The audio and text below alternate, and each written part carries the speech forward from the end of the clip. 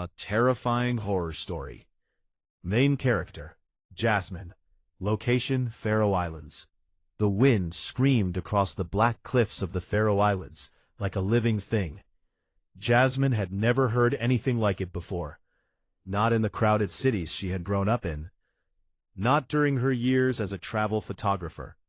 Not even during the violent storms she had witnessed around the world.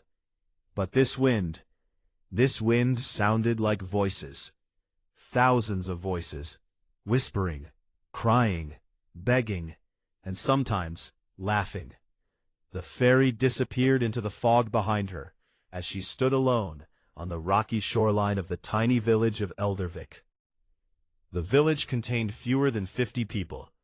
Colorful wooden houses clung to the edge of steep hills. Dark mountains surrounded everything, and beyond them lay endless oceans of cold gray water. Jasmine had come to photograph the Faroe Islands' famous cliffs and abandoned settlements. She planned to stay for 3 weeks. At least, that was the plan. Had she known what was waiting in the darkness beyond those cliffs, she would have turned around immediately. The old guest house sat near the edge of the village. Its owner was an elderly fisherman named Magnus. His face looked as weathered as the cliffs themselves. When Jasmine checked in, Magnus stared at her camera equipment. "You photograph strange things?" he asked. Jasmine smiled. "I photograph beautiful things," she replied. Magnus did not smile back. "Sometimes beautiful things hide ugly things." The words unsettled her. She laughed awkwardly. "That sounds mysterious." The old man remained silent. His pale eyes drifted toward the dark mountains behind the village. For several seconds, neither spoke. Then Magnus leaned closer. "Whatever you hear at night," he whispered, "do not follow it." A chill traveled down Jasmine's spine. "Hear what?" she asked. The fisherman looked genuinely frightened. "The calling." That night the storm arrived. Rain hammered against the windows. The house creaked continuously. Jasmine lay in bed scrolling through photographs she'd taken during the day. Eventually, exhaustion won. She fell asleep. Then, she dreamed. She thought it was a dream. She stood atop a cliff, overlooking the sea. Fog covered everything. A tall shape stood below, watching her, waiting. Its body looked vaguely human, but impossibly tall, at least 12 feet high. Its arms hung almost to the ground. Its skin was pale gray, like dead flesh. The thing slowly raised its head. Its face had no eyes, no nose, no ears, only a wide mouth stretching from one side of its head to the other. The mouth opened, wider, wider, wider, far wider than any human mouth could, and from inside emerged dozens of voices, all speaking at once. "Come closer." Jasmine woke instantly. Her heart pounded violently. The room was pitch black. Rain continued outside. Then she heard it. A voice, not from her dream, from outside, very faint, barely audible beneath the storm. "Jasmine." Her blood froze. Someone knew her name. The voice came again. "Jasmine." A woman, sounding terrified, crying, begging. The voice seemed to come from somewhere beyond the village, near the cliffs. Jasmine sat upright in bed. She listened carefully. Maybe someone needed help. Maybe somebody was lost in the storm. The voice returned, closer this time. "Please help me." Jasmine climbed from bed. She moved toward the window. Outside was darkness, nothing but rain and fog. Yet the crying continued. And then something strange happened. The voice changed. For a moment, it sounded exactly like her mother. Her mother, who lived thousands of miles away. "Jasmine." A knot formed in her stomach. This was impossible. Then she remembered Magnus's warning. "Whatever you hear at night, do not follow it." Jasmine backed away from the window. She locked it, closed the curtains, and returned to bed. The voice continued for hours, sometimes sounding like a woman, sometimes sounding like a child, sometimes sounding like people she knew. Eventually morning arrived. The voices stopped. At breakfast, Jasmine found Magnus sitting alone. The old fisherman noticed the exhaustion on her face. "You heard it." It wasn't a question. Jasmine nodded. "What was that?" Magnus stared into his coffee. For a long time he said nothing. Finally he spoke. "My grandfather called it the Inhuman." The word itself felt wrong, like it didn't belong in any language. "What is it?" Jasmine asked. Magnus shook his head. "No one knows." "An animal?" "No." "A person?" "No." "Then what?" The old man looked toward the window, toward the mountains. Something older. Later that day, Jasmine explored the cliffs. The weather had improved considerably. Sunlight pierced the clouds. The scenery looked breathtaking. She spent hours taking photographs. Everything felt normal again, until she found the footprints. They appeared in a patch of soft mud near the cliff edge. One print, then another, then another. Each footprint measured nearly 2 feet long, far larger than any human foot. Jasmine crouched beside them. Her heart began racing. The prints led toward a narrow cave opening, hidden among rocks, partially concealed by moss. Curiosity overwhelmed caution. She approached. The cave entrance was dark, unnaturally dark, as though the shadows inside swallowed light itself. Jasmine lifted her flashlight. The beam illuminated ancient markings carved into stone walls. Strange symbols, thousands of them. Some looked centuries old. Others appeared fresh, recently carved. As she photographed the symbols, she heard breathing, deep, slow, directly behind her. Jasmine spun around. Nothing. Only cliffs, ocean, sky. She laughed nervously. Her imagination was getting the better of her. Then she checked her camera and froze. In the last photograph she had taken, something stood deep inside the cave, watching her. A tall gray figure, its elongated arms nearly touching the ground, its mouth stretched impossibly wide. Jasmine dropped the camera. The image vanished when she checked again. Gone, as if it had never existed. That evening she visited the village church, the oldest building in Eldervik. The priest was a quiet man named Father Eric. When Jasmine showed him the cave symbols, his expression changed immediately. Fear flashed across his face. "Where did you find these?" she explained. The priest crossed himself, then locked the church doors. "What are those symbols?" Jasmine asked. Father Eric swallowed hard. "They are warnings." "Warnings about what?" The priest hesitated. Finally he answered, "Something that comes from beneath the sea." A cold silence filled the church. "The old stories say it isn't alive." Jasmine frowned. "What does that mean?" Father Eric's voice trembled. "It isn't dead either." That note the storm returned, far stronger than before. The village lost power. Darkness consumed everything. Jasmine sat alone in her room. The wind screamed outside. A knock came from her door. 3 slow knocks. Thump, thump, thump. Jasmine frowned. Who would be visiting at midnight? Another knock. Thump, thump, thump.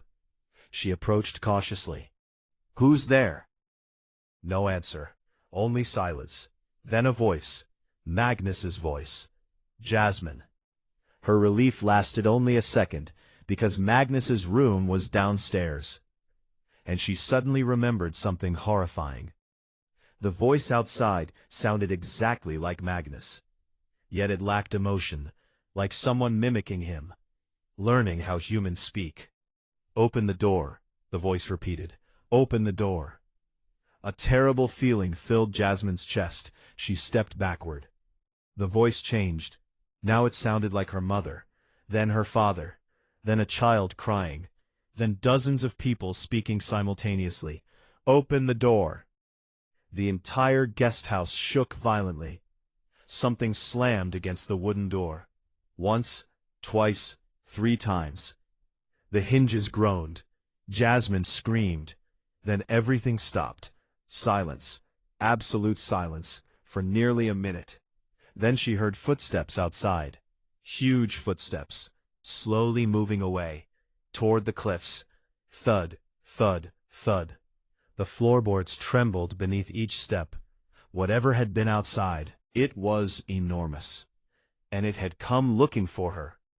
As dawn approached, Jasmine finally drifted into an uneasy sleep.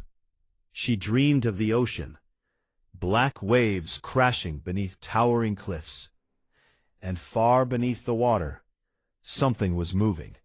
Something impossibly large. Its eyes slowly opened in the darkness. Thousands of eyes, all staring upward. At her. Waiting. Hungry. And when Jasmine awoke, she found something carved into the wooden wall beside her bed. Something that had not been there before. 3 words, written in deep scratches, as though made by claws. I found you. End of part 1. Jasmine stared at the words carved into the wall. I found you. The scratches were deep, far too deep to have been made by a knife. Pieces of wood lay scattered across the floor beneath them. For several seconds, she couldn't move, couldn't breathe, couldn't think. Then she heard shouting downstairs. Voices, human voices, panicked voices. Jasmine grabbed her jacket and rushed down the staircase. The entire village seemed gathered outside the guest house. Men carried lanterns. Women whispered prayers. Children cried while clutching their parents. Magnus stood among them. His face was pale, terrified. What happened? Jasmine asked. Nobody answered. Instead, Magnus pointed toward the shoreline. Jasmine followed the crowd, and froze. A fishing boat had washed ashore during the storm. Its wooden hull was shattered, covered in black slime. But that wasn't what horrified everyone. The horrifying part was what sat inside the boat. 3 bodies, or at least what had once been bodies. Their skin looked gray and stretched, like old rubber. Their faces were twisted into expressions of unimaginable terror, and each corpse was missing its eyes. The villagers crossed themselves. Several refused to look directly at the bodies. An old woman began crying. They saw it. Nobody told her to be quiet. Nobody disagreed, as if everyone already knew exactly what she meant. Father Eric arrived moments later. His hands trembled as he examined the corpses. Then he looked toward the sea. The priest's face turned white. Bring them inside immediately. Why? Someone asked. Father Eric swallowed hard. Because night is coming. The villagers obeyed without argument. Later that afternoon, Jasmine confronted Magnus. She found him repairing fishing nets behind the guest house. What is happening here? Magnus didn't look at her. You should leave. No. His hand stopped moving. For the first time, he looked directly into her eyes. And Jasmine saw genuine fear there. The kind of fear that changes a person forever. The people in that boat came from another island. So? They disappeared 4 days ago. Jasmine frowned. Then how did they end up here? Magnus was silent. Finally he whispered, They drifted from the dead coast. A cold breeze passed between them. The dead coast? Magnus nodded. No one goes there anymore. Why? The old fisherman stared toward the distant cliffs.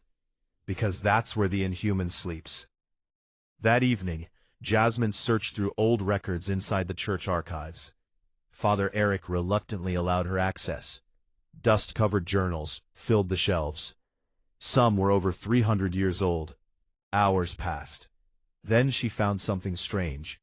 A journal, dated 1778, written by a village elder. The pages were yellow and fragile. The handwriting shook violently, as though the writer had been terrified. Jasmine began reading. June 14, 1778. The calling has returned. 3 children followed the voices into the fog. None returned. We searched the cliffs for days. We found only footprints.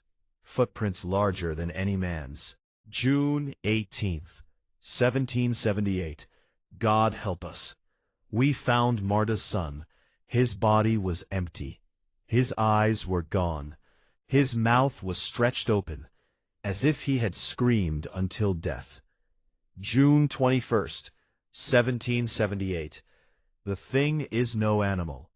It speaks with stolen voices. It knows our names. It watches from the sea caves. The priest says it has existed since before mankind arrived on these islands. The journal ended abruptly. The final page contained only a single sentence, written repeatedly across the paper, hundreds of times, over and over. Do not look into its eyes. Jasmine felt her stomach twist. The priest noticed her expression. You found the journal. What is the Dead Coast? Father Eric closed the book immediately. A look of dread crossed his face. That place should have remained forgotten. Tell me. The priest hesitated, then sighed. There used to be another village. His voice dropped almost to a whisper. It disappeared. Jasmine blinked. What do you mean, disappeared? Everyone vanished. All of them? Father Eric nodded. 47 people. A chill ran through her body. When? 30 years ago. According to Father Eric, the village had stood on the western coast, isolated, small, peaceful. Then one winter night, every resident disappeared. Entire families. Children, fishermen, grandparents, everyone. The next morning, neighboring villages discovered the settlement empty. Meals remained on tables. Doors stood open. Fires still burned in fireplaces. But not a single person remained. The search lasted weeks. No bodies were found. No survivors. Nothing. Only footprints, huge footprints, leading toward the sea and stopping at the edge of the cliffs, as if the entire village had walked into the ocean. That night Jasmine couldn't sleep. Rain battered the windows once more. The storm seemed stronger than ever. She kept thinking about the vanished village. 47 people, gone, without a trace. Then she heard something, a sound from outside. Not a voice this time, a bell, distant, slow, a church bell. Dong, dong, dong. Jasmine sat upright. There was no church near the cliffs, yet the bell continued ringing. Dong, dong, dong. Against her better judgment she approached the window. The village below lay dark and silent. Everyone slept. Everyone except one figure. Someone stood near the shoreline, motionless, watching the ocean. Jasmine grabbed her flashlight and hurried outside. The freezing wind struck her immediately. The bell still echoed through the darkness. Dong, dong. As she approached the shoreline, she recognized the figure. It was Magnus. The old fisherman didn't move, didn't blink. He simply stared at the sea. Magnus? No response. Magnus! The old man slowly raised one arm, pointing toward the water. Jasmine followed his gaze and nearly screamed. Hundreds of figures stood in the ocean. Human figures, gray figures, silent figures. Their bodies protruded from the water, standing motionless beneath the moonlight, watching the village, watching her. At first, Jasmine thought they were people. Then lightning flashed across the sky. For a single moment, she saw them clearly. Their arms were too long, their legs bent the wrong way, and their faces had no eyes, only enormous smiling mouths. The next lightning strike revealed something even worse. There weren't hundreds, there were thousands, stretching across the horizon, standing silently in the Black Sea. Jasmine stumbled backward. The vision vanished. The ocean appeared empty again. Nothing remained except crashing waves. The bell stopped ringing. Silence returned.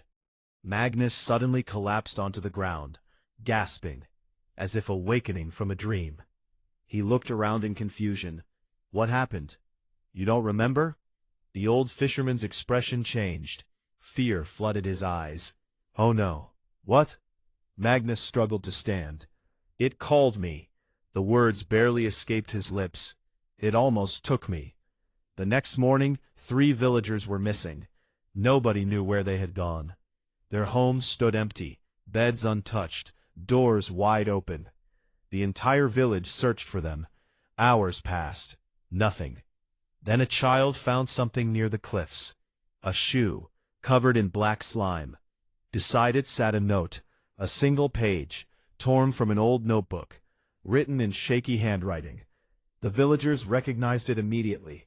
One of the missing fishermen had written it. The note contained only one sentence. They are not under the water. The water is inside them. Nobody understood what it meant, but Father Eric nearly fainted after reading it. And that night, Jasmine would finally discover why. Because deep beneath the cliffs, hidden inside a cave untouched by sunlight, something ancient was waiting. Something that had waited for centuries. Something that knew her name. And as darkness fell over the Faroe Islands once again, the Inhuman began coming ashore. H3. The Inhuman of the Black Cliffs. P. Da Strong. Main character. Location: Faroe Islands. P. Da Strong. Jasmine woke screaming. The nightmare still clung to her mind like a spider's web. The room smelled of salt water. The floor remained wet. And the words scratched into the mirror had not disappeared. It knows you have seen it. She stared at her reflection. For a moment, everything looked normal. Then she noticed something moving beneath the skin around her neck. A thin gray vein, slowly pulsing, slowly spreading, like roots growing inside her body. HR. The mark on her arm had grown overnight. The strange symbol now looked darker, more defined, almost alive. Whenever she touched it, she heard faint whispers, voices, hundreds of voices, people crying, people begging, people screaming from unimaginable depths. Jasmine covered the mark with her sleeve. But she knew the truth. Something had changed inside her.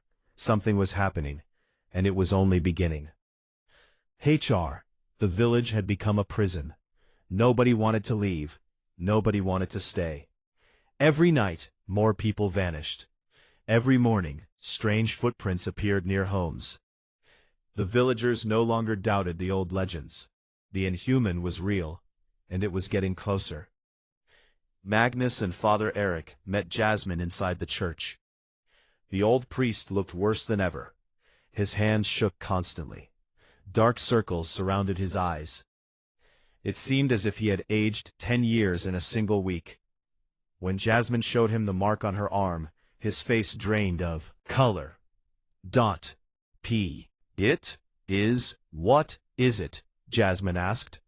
Father Eric swallowed. It has chosen you. Silence filled the church.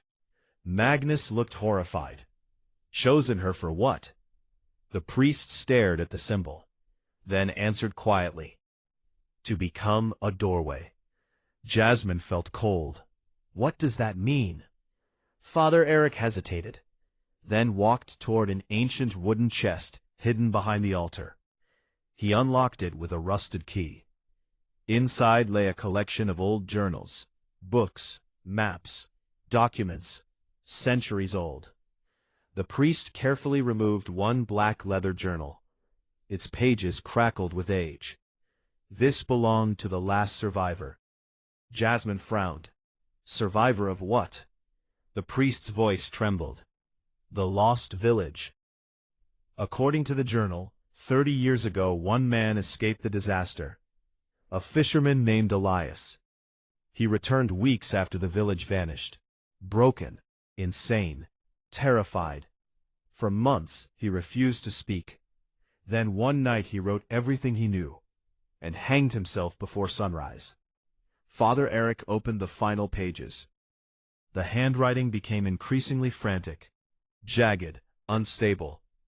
The words looked as though they had been carved into the paper. HR. The creature beneath the sea is not the inhuman. The inhuman serves it. The mouths are its eyes. The voices are its thoughts. The ocean is its body. Jasmine exchanged a glance with Magnus. Neither spoke. Father Eric continued reading. There is a city beneath the Atlantic. Older than humanity. Older than memory. Older than death. The thing sleeping there dreams. Its dreams become monsters. Its dreams become voices. Its dreams become the inhuman. The priest closed the journal. The church felt colder than before. "What is this thing?" Jasmine whispered. Father Eric shook his head. "No one knows." "Where did it come from?" "No one knows." The priest looked away. His silence was answer enough. That night a storm unlike any before struck the islands. The sky turned black long before sunset. Lightning illuminated the mountains every few seconds. The ocean roared. Waves smashed against cliffs with explosive force. And then the bells began ringing. Every bell in the village, at the same time. Dong, dong, dong, dong, dong. The sound echoed through the storm. Villagers rushed from their homes, terrified, confused. Nobody touched the bells, yet they continued ringing, louder, faster, more violently, as if warning of an approaching catastrophe. Then someone screamed. Jasmine ran outside. A crowd had gathered near the shoreline. Everyone stared toward the sea. She followed their gaze, and froze. Thousands of figures stood in the water. Not hundreds, thousands. Far more than before. An endless army, stretching across the horizon. Gray bodies, long arms, smiling mouths. Watching, waiting. Lightning flashed. For a split second Jasmine saw something behind them. Something larger, much larger. A shape rising from the ocean itself. A mountain-sized silhouette, partially hidden by rain and darkness. Then the lightning vanished.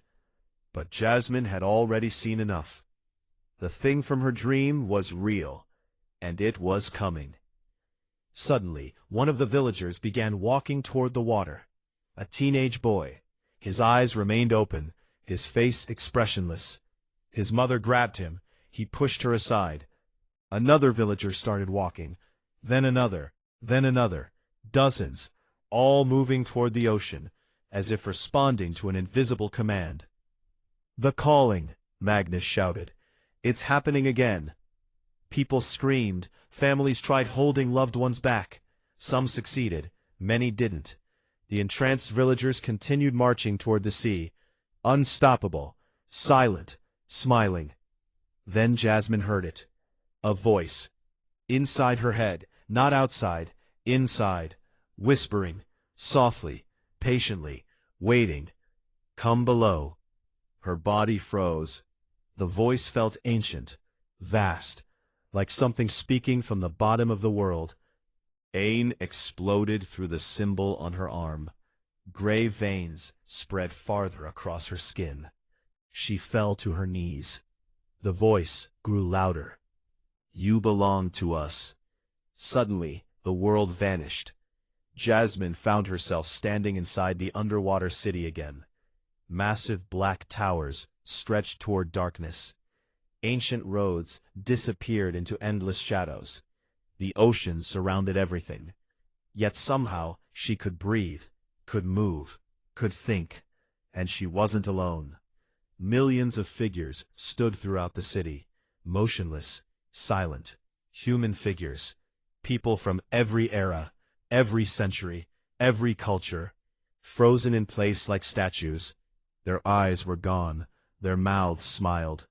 Victims, all of them, collected over thousands of years. Jasmine slowly turned and saw the throne. At the center of the city rose a colossal structure.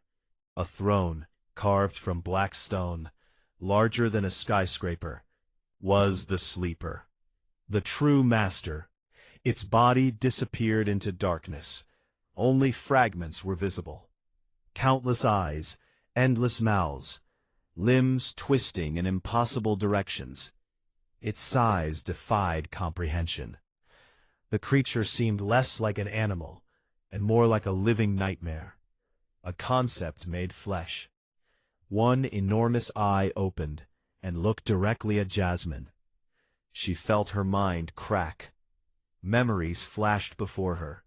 Ancient civilizations, lost continents, drowned cities, countless worlds consumed by the same horror. The sleeper had existed for millions of years, perhaps longer, waiting beneath oceans, dreaming, growing, feeding, and now it had noticed her. The eye blinked, and suddenly Jasmine understood something terrible. The sleeper wasn't waking up. It had never been asleep. The dream ended. Jasmine collapsed onto the wet shoreline, back in the real world. The storm still raged. Villagers still screamed. Lightning still flashed. But now she knew the truth. The sleeper was aware, fully aware, and it had chosen her. Then Father Eric pointed toward the cliffs. His face was pale with terror. Look! Everyone turned. High above the village stood a figure, watching. The Inhuman. For the first time Jasmine saw it clearly. 12 feet tall, gray skin, arms hanging almost to the ground. Its enormous mouth stretched across its face. And inside that mouth, thousands of human teeth. The creature slowly raised one hand and pointed directly at Jasmine. Then, using dozens of voices at once, it spoke. "The door is opening." The creature smiled wider, far wider than any living thing should, and behind it, hundreds more Inhumans emerged from the darkness, stepping silently from the cliffs, descending toward the village. The invasion had begun. The Inhuman of the Black Cliffs. Main character, Jasmine.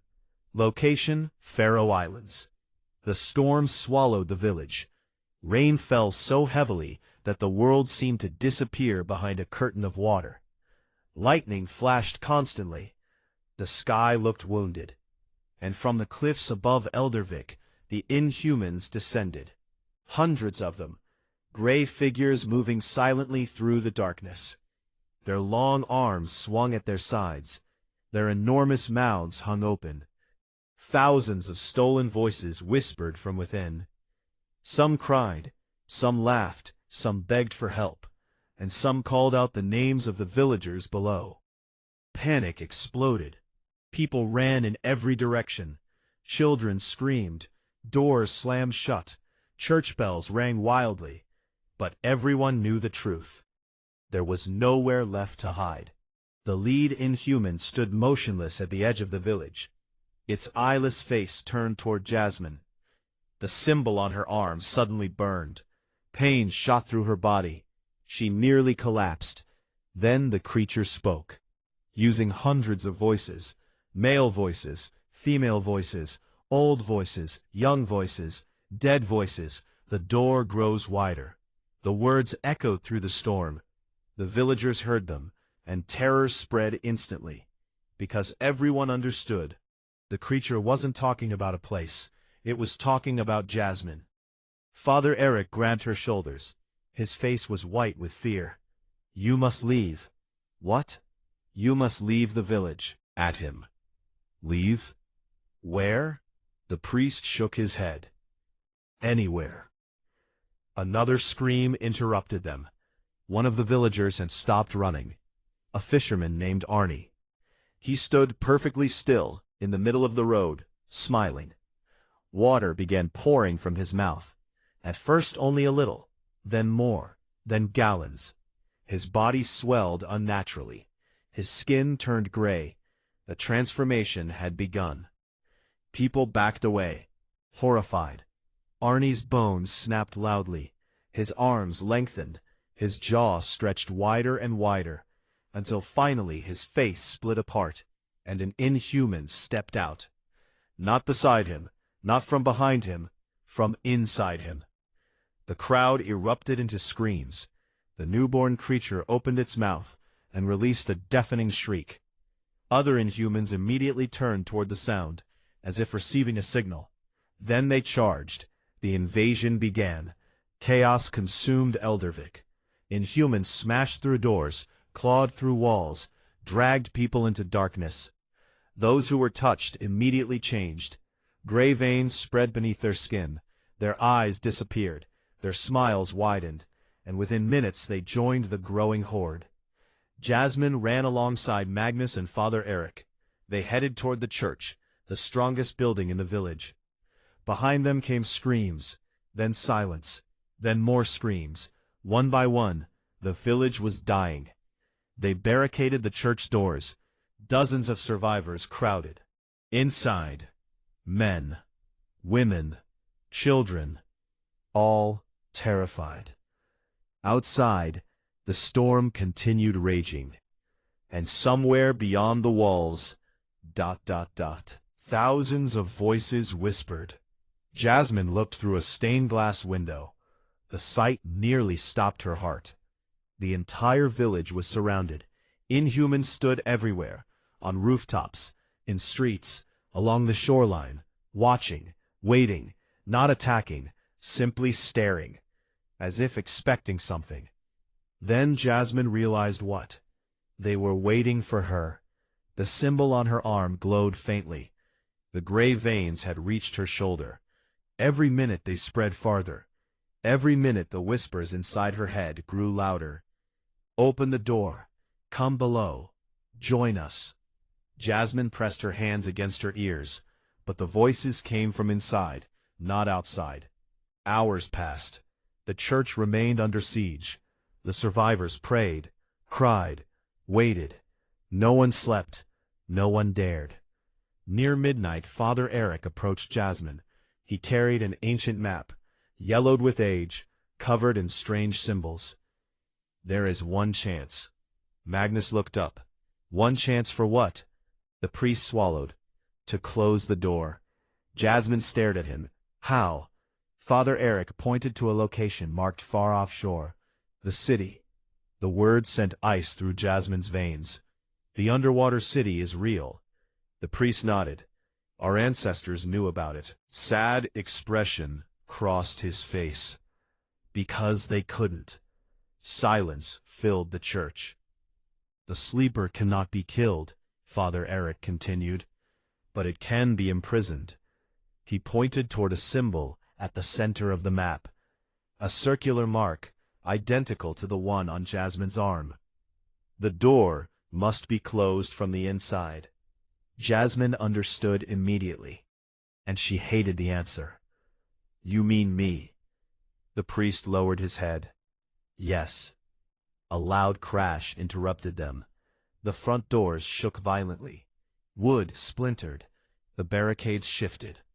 The Inhumans had finally decided to attack. Another impact, even stronger.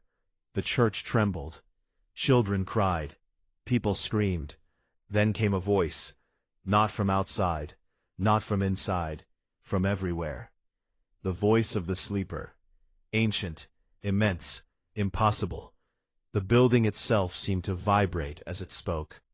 Jasmine. Every candle extinguished instantly. Darkness consumed the church. You have seen my city. The stained glass windows shattered. You have walked my streets. The stone floor cracked. Now open the door. A gigantic eye appeared outside the church, looking through the broken wall. An eye larger than a house, watching, waiting. The survivors screamed, fell unconscious. Others simply stared, unable to process what they were seeing. Then something unexpected happened. The eye blinked, and Jasmine saw a memory. Not her memory, the sleeper's. She saw oceans forming on a young Earth. She saw creatures evolving, civilizations rising and falling, entire species disappearing.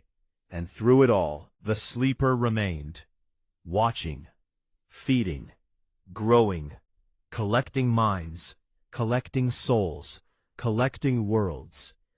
The creature had done this countless times before, not just on Earth, elsewhere, far beyond the stars. The realization nearly destroyed her sanity. Then the vision ended. The giant eye vanished. The church returned. The storm continued. But now Jasmine understood one final truth. The sleeper was not preparing to awaken. It was preparing to enter the world completely. And she was the gateway. Outside, the Inhumans suddenly stepped aside, creating a path through the ruined village. A road leading directly toward the cliffs, toward the sea, toward the underwater city. An invitation, or a command. The voices inside Jasmine's mind merged into one. A single sentence. Come home. As she stared toward the dark ocean, the symbol on her arm spread across her chest, and for the first time, she felt herself beginning to change.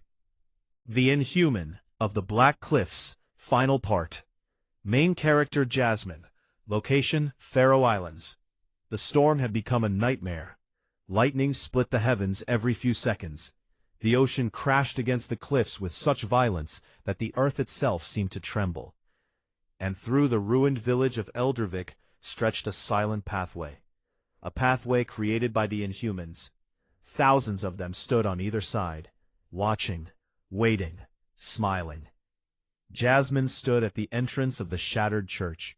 The symbol had spread across half her body. Gray veins pulsed beneath her skin. The whispers inside her head had become almost impossible to resist. Every second she remained on land felt painful, as if something deep beneath the ocean was pulling her closer, calling her home. Father Eric approached. The old priest looked broken, exhausted, defeated, but there was still determination in his eyes. You know what must be done. Jasmine nodded slowly.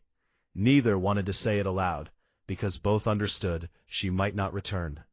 Magnus stepped forward. No. His voice cracked. There has to be another way. Father Eric remained silent. There wasn't. Jasmine looked toward the sea, then back toward the few surviving villagers gathered inside the church. Terrified faces, children clinging to parents, people praying, people crying, people waiting for a miracle. No miracle was coming, so Jasmine made her decision. Fell silent. Outside, every Inhuman suddenly turned its head toward her. At exactly the same moment, thousands of mouths widened into impossible smiles. The sleeper knew. Jasmine left the church alone. No creature attacked her. No creature moved. They simply watched, like servants witnessing the arrival of a queen, or a sacrifice. The path led through the destroyed village. Many homes burned. Others stood empty. Some still contained traces of the people who had lived there. Photographs, toys, clothes, entire lives abandoned. And everywhere she looked, the Inhumans stared. Some wore the faces of recent victims. Others looked ancient, centuries old, perhaps thousands of years old. All were connected. All were part of the same nightmare. The shoreline awaited. Beyond it lay the black ocean, and somewhere beneath those waves, the city. The moment Jasmine stepped into the water, reality changed. The storm vanished. The cold disappeared. The darkness opened around her, and she began sinking, deeper and deeper and deeper. Yet somehow she could still breathe. Ancient towers emerged below, massive black structures stretching into endless darkness. The underwater city, larger than any city ever built by humanity. Its streets disappeared beyond the horizon. Its architecture defied logic. Impossible angles twisted in every direction. Buildings seemed alive, moving slightly when unobserved, breathing, watching. Millions of silent figures stood throughout the city, the collected victims of countless ages, frozen forever, eyes gone, smiles endless. As Jasmine descended toward the center of the city, the whispers stopped. Silence took their place. Absolute silence. Then she saw the throne. The colossal black throne rose from the ocean floor like a mountain, and upon it sat the sleeper. For the first time she saw the entire creature. and her human mind struggled to understand it. The sleeper wasn't merely enormous, it was impossible. Its body constantly shifted, changing shape, growing new mouths, growing new eyes, growing new limbs. Reality itself seemed damaged around it, as though the universe rejected its existence. Thousands of eyes opened, every one focused on Jasmine. Then the creature spoke. Not with sound, with thought. "You have come." Jasmine forced herself to stand. Fear threatened to overwhelm her, but she remained upright. "You've destroyed thousands of lives." 1,000 mouths smiled. "Millions." The answer chilled her soul. "Your species calls this evil. I call it hunger." Visions exploded through her mind. Worlds consumed, civilizations erased, entire oceans filled with creatures like the Inhumans.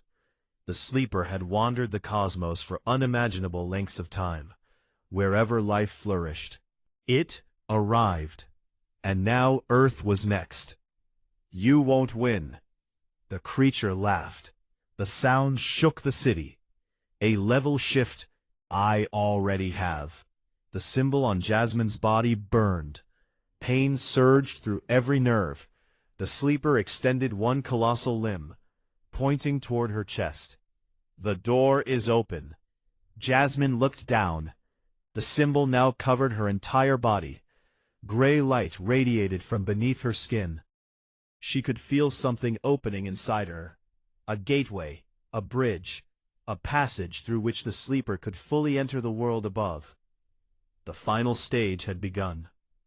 Then Jasmine remembered something. A detail from Father Eric's map. A symbol hidden within the larger symbol. A lock hidden within a door.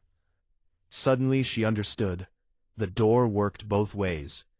The sleeper believed it could use her to enter the world, but she could use the door to trap it, forever. The realization filled her with hope and terror, because she understood the cost. She would have to remain with it, forever. The sleeper sensed her thoughts. Its countless eyes widened, and now it looked afraid. "No," Jasmine smiled. "Now you understand fear."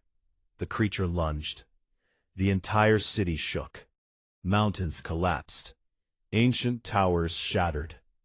The ocean itself seemed to scream. But Jasmine had already activated the symbol. Brilliant light exploded outward. The city disappeared beneath a storm of white fire. The door began closing. The sleeper roared, a sound so terrible that reality fractured around it. "Stop!" Millions of trapped souls throughout the city suddenly moved. For the first time in centuries, perhaps millennia, they turned toward the throne, toward the sleeper, toward their captor, and together they pushed. The sleeper screamed. The door shrank. The city collapsed inward. The throne cracked. The countless Inhumans across Earth began dissolving into black water. Their stolen voices finally fell silent.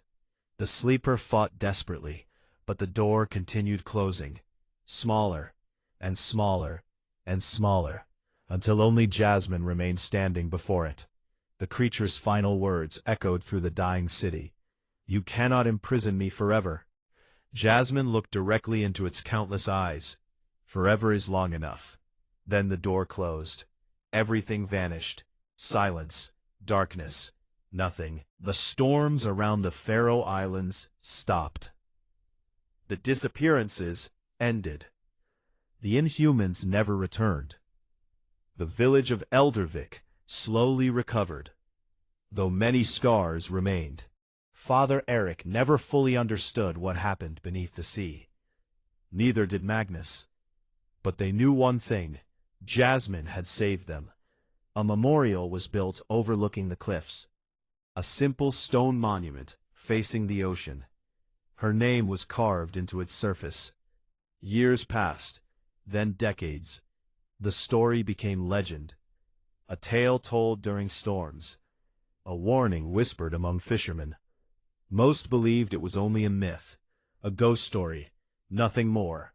Until one winter night, nearly 50 years later, a young fisherman sailing alone heard something beneath his boat. A voice, very faint, very distant, coming from deep below the waves. A woman's voice, whispering only 3 words. "Stay away.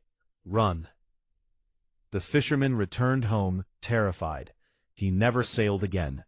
And far beneath the Atlantic Ocean, beneath forgotten cities, beneath ancient darkness, something moved. Not the sleeper, something else, something even older. And somewhere in the endless black depths, a single eye slowly opened. The end. Or perhaps only the beginning.